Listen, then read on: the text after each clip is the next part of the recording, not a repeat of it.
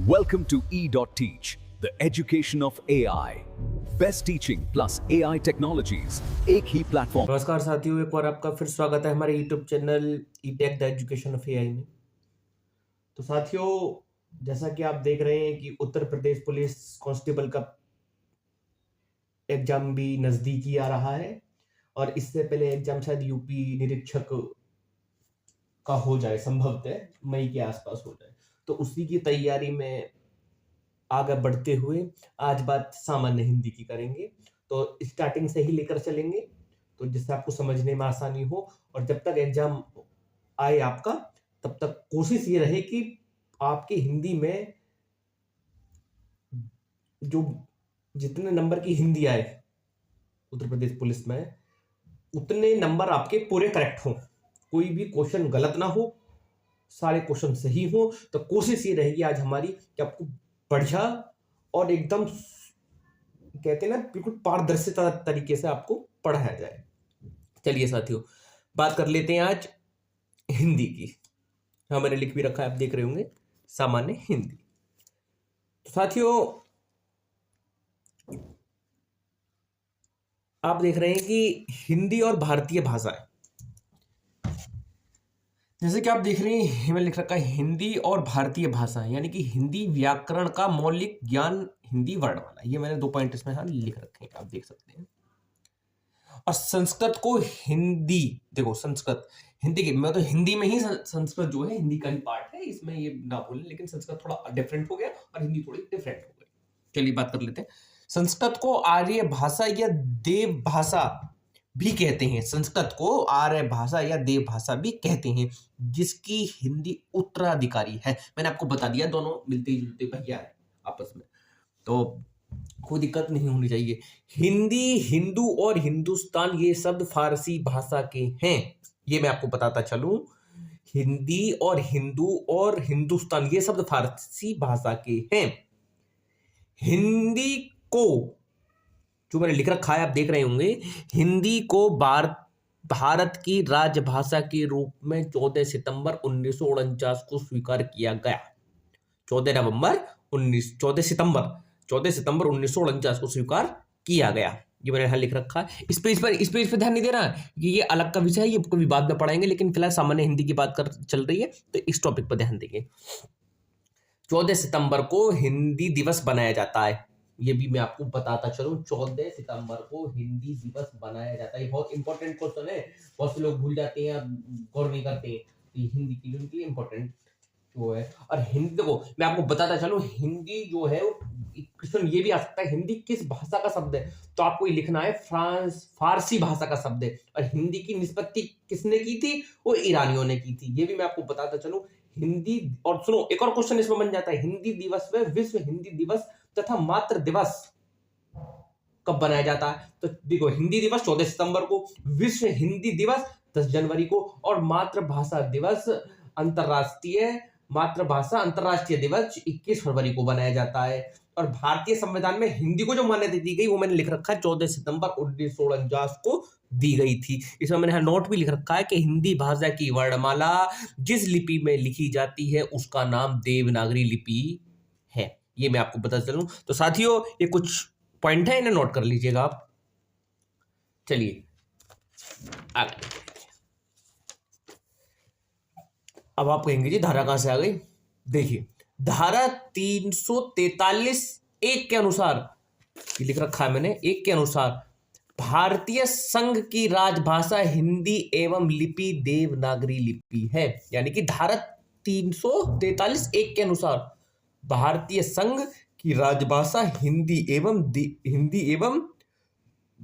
लिपि देवनागरी लिपि है। आप इसे ये भी कह सकते हैं कि हिंदी एवं देवनागरी लिपि है, ये भी कह सकते हैं। लिपि मैंने पहले लिख दिया है, देवनागरी लिपि है।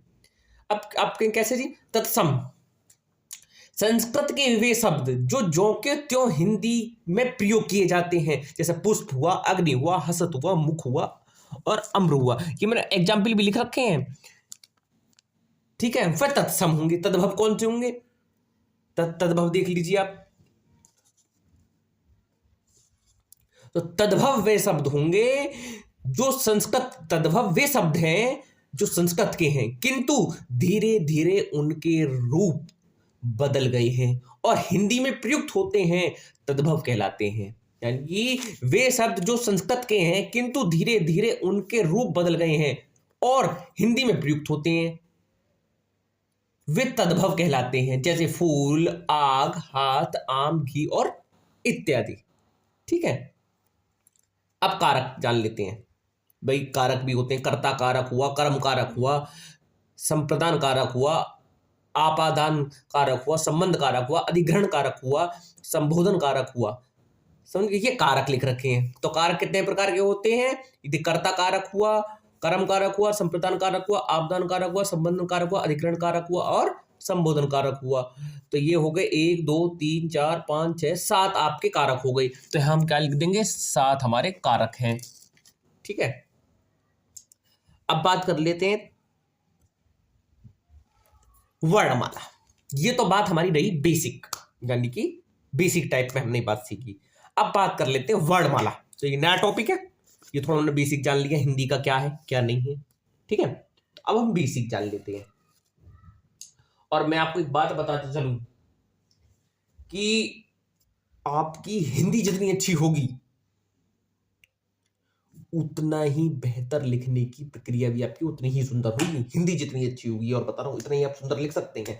बहुत से को होता है क्या, लिखने मतलब कि लिखने में मिस्टेक कर देते हैं, मात्राओं में गलती कर देते हैं। तो ये थोड़ा सा ये वो लोग करते हैं जो ओवर कॉन्फिडेंस होते हैं, तो वो नहीं करना है, हमें चीजों को समझ के चलना है। ठीक है, वर्णमाला लिख रखा मैंने अक्षर। वर्णों की संख्या कितनी होती है? 52। और अक्षर यानी कि विनाश, आप कहेंगे विनाश किसी का नहीं, ये नहीं, अक्षर मतलब विनाश। वर्णों की संख्या 52। चलिए बात अब कर लेते हैं आगे वर्णों की, वर्णमाला की। तो वर्णों मैंने लिख रखा है यहाँ पे, देखिए आप देख रहे होंगे, वर्णों का व्यवस्थित क्रम वर्णमाला है। ये और बताता चलूं मैं आपको। भाषा की सबसे छोटी इकाई वर्ण है, यानी कि ध्वनि। और भाषा की सबसे छोटी सार्थक इकाई, ये भी कुछ सुना सकता है, वो भी मैंने लिख रखा है, वो है शब्द। वाक्य की सार्थक इकाई है शब्द, ये भी आ सकता है, ये 2.1 है। ठीक है, और भाषा की सार्थक इकाई वो वाक्य है।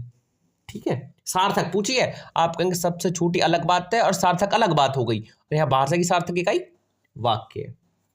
वर्णमाला लिखित होती, वर्ड लिखित, ये वर्ड लिखित लिख रखा है मैंने, जैसे केक है, एग्जाम्पल मैंने यहाँ पे लिख रखे हैं आपके समझने के लिए। भाषा मौखिक और इकाई है ध्वनि अलिखित। भाषा मौखिक और इकाई ध्वनि अलिखित। ये लिख रखा अर्थ है तो शब्द है, यानी कि अर्थ है तो शब्द भी होगा उसका। और वर्णों के भेद जान लेते हैं। तो वर्ण के भेद क्या क्या है? स्वर हो गया साहब, और व्यंजन हो गया साहब। स्वर क्या है साहब? जो भी वर्ण स्वतंत्र रूप से बोले जाएं वे स्वर हैं। और व्यंजन क्या है? जो भी वर्ण स्वर की सहायता से बोले जाएं वे व्यंजन है भाई। ठीक है, अब स्वर के प्रकार व स्वर होते कितने टाइप के हैं वो भी देख लेते हैं। तो मैंने लिख रखा है स्वर के प्रकार व स्वर होते कौन से होते हैं, यानी कि स्वर कौन से होते हैं। तो स्वर ये होते हैं, देखो ए आ ई ओ ई ओ ऊ, ये मैंने लिख रखे हैं यहाँ पे, ये सब आप देख सकते हैं। ठीक है, और व्यंजन ए यानी कि अनुस्वार, और ए यानी विसर्ग, और अयुग्वा ये स्वर नहीं है, अयुग्वा स्वर नहीं है, ये भी मैंने लिख रखा। बेसिक लेकर चल रहा हूं मैं आपको, जो आपको परीक्षा में बिल्कुल दिक्कत ना हो, कहीं से भी अगर कुछ भी पूछ लिया जाए तो आप तुरंत उसका सटीक उत्तर दे सके। और स्वरों की संख्या, स्वरों की जो संख्या है वो लिखित आधार पर जो है वो 11 है साहब, लिखित आधार पे 11 है। चलिए साहब आगे बढ़ते हैं।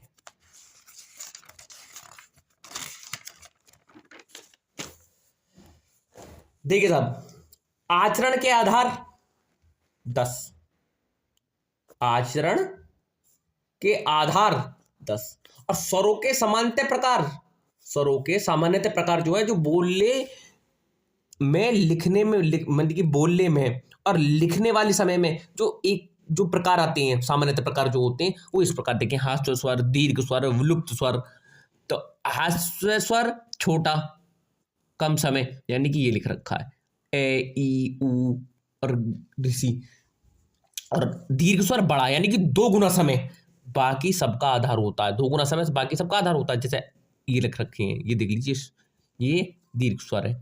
और विलुप्त स्वर सबसे छोटा 3 गुना समय, सबसे छोटा सबसे बड़ा 3 गुना समय, ये भी ध्यान रखने चलना साथियों। संयुक्त स्वर ये रही, आप देख सकते हैं। और देखो नोट में लिख रखा है, ध्वनि को खींच कर बोला जाए ओम राम रामम ओम, तो ये क्या, ध्वनि को खींचकर जो बोला जाए वो विलुप्त स्वर होता है, ये भी ध्यान रखेंगे आप। जीभ के आधार पर स्वर ये देख लीजिए, अग्र स्वर, मध्य स्वर और पश्च स्वर, आप देख रहे होंगे, ठीक है, ये आपको ध्यान रखना है। अग्र स्वर अग्रीय, मध्य स्वर पश्च स्वर, ये भी देख लीजिए। ये सब ये क्या है, मुख खोलने के आधार पर स्वरों का यानी कि वर्गीकरण बांटा है। उसके भी प्रकार है, ये देखिए, श्रुत स्वर, अर्ध श्रुत स्वर, वृत्त स्वर और अर्धवृत्त स्वर, देख लीजिए आप औष्ठी के आधार पर। ये सब ये बहुत इंपॉर्टेंट लाया हूं आपके लिए निकाल के, जो आपको किसी भी मतलब कि किसी भी गवर्नमेंट सर्विस का एग्जाम में अगर वर्णमाला से कुछ भी पूछ लिया जाए तो आपको किसी प्रकार की दिक्कत का सामना ना करना पड़े और आप तुरंत उत्तर दे दें। हालांकि प्रश्नों की श्रृंखला भी मैं लाऊंगा, लेकिन उससे पहले आप ये समझ लें वर्णमाला होता है। जब आप वर्णमाला समझ जाएंगे तो जब प्रश्नों की श्रृंखला वाला सेशन लाऊंगा तो उसमें आप फटाफट उत्तर दे सकें, तो वो मेरे लिए और भी अच्छा होगा और आपके लिए तो अच्छा है ही है। जाति के आधार पर स्वर सजातीय और विजातीय होता है। व्यंजन 33 बता चुका हूं। जो वर्ण स्वरों की सहायता से बोले जाए वे व्यंजन है भैया। जो वर्ण स्वरों की सहायता से बोले जाए, ये मैंने देखो तो यहाँ पे लिख रखा है, जो वर्ण स्वरों की सहायता से बोले जाए वो व्यंजन लिख रखा है मैंने, इसी बारे में आपको बताता चल रहा, ठीक है। ये रही, ये सारे आप नोट कर ले, इंपॉर्टेंट लाया हूं, इंपॉर्टेंट। अर्धस्वर जो स्वरों के स्थान पर प्रयोग होते हैं वो अर्धस्वर होते हैं, नोट कर लीजिए इसे भी आप। और उदाहरण ये मैंने आपको दे रखे हैं, महिलाएं, महिला, कोआ, कोआ, अर्धस्वर, ये सब आपको नोट लिखे। जीभ के पिछले हिस्से से जो बोला जाता हो वो पार्श्विक व्यंजन है। ले देखिए आप, तो सारे आप नोट कर लीजिए, देख लीजिए एक बार। चलिए आगे बढ़ते। वर्णों की संख्या तो मैंने बताया, स्वर 11 होते हैं, लिखित स्वर, आचरण 10 होते हैं, उच्चारण 10 होते हैं, और 52 वर्ण है। अयुग्म, उत्क्षेपित, संयुक्त, व्यंजन यानी कि 2 और 2 4 और 4 8 और फिर 33, ये हो गए 52, ठीक है। 4 और 2 6 7 8 और फिर 11 मिला लो और इन्हें कर लो। तो ये भी इंपॉर्टेंट क्वेश्चन है, देख लीजिए, ठीक है, आप समझ गए होंगे। तो इन सब को हम जोड़ेंगे, 11 + 2 + 2 + 4 + 33, तो 52 वर्ण होंगे। प्रश्न उत्तर देख लेते हैं। इसमें थोड़े मैंने प्रश्न उत्तर इसलिए भी मैंने सम्मिलित किए हैं कि आप जो थोड़ा सा कंफ्यूजन रहेगा होगा ना, वो इसमें समझ जाएगी आप। हालांकि प्रश्नों की श्रृंखला तो मैं अलग ही लाऊंगा। देखिए, वर्णों के भेद 2, स्वर और व्यंजन। हिंदी भाषा की कुल वर्ण कितने लिपियां लिखे हैं, जो 52 है जी, और उसमें इंपॉर्टेंट के और लिपि। अयुग्म कहा जाता है विसर्ग को अनुस्वार। निम्नलिखित में से कौन सा स्वर सर्वत्र है? सुई, यानी कि सर्वत्र सुई, ई, ठीक है। मध्य स्वर कहते हैं ए को। भाषा विज्ञान की दृष्टि से उ किस प्रकार का स्वर है? पंच सर्वत। निम्नलिखित में से वास्तविक ध्वनि कौन सी है? तो साथियों, मैं आपको बताता चलूं कि ये वर्ण जो मैंने आपको बताए हैं, अगर इसमें कोई डाउट रह जाता है तो कमेंट सेक्शन में आप बता सकते हैं मुझे, और डाउट हम क्लियर कर देंगे। और प्रश्नों की श्रृंखला जब आएगी तो उसमें और भी आपके जो बचे हुए डाउट हैं वो क्लियर हो जाएंगे। हालांकि वर्णमाला का एक मैं दूसरा भी सेशन लाऊंगा जिसमें संपूर्ण होगा। इसमें मैंने आपको थोड़ा सा हिंट दे दिया है। हिंट मतलब इतना समझा चुका हूँ कि अगर कोई प्रश्न उत्तर आएगा तो आप उसे बोलेंगे नहीं और समझ जाएंगे। नोट कर लीजिएगा, और जब मैं प्रश्न उत्तरों की श्रृंखला लाऊंगा तब आप उसे देख लेंगे और आपके जो डाउट होंगे वो क्लियर हो जाएंगे। तब तक के लिए धन्यवाद। जय हिंद।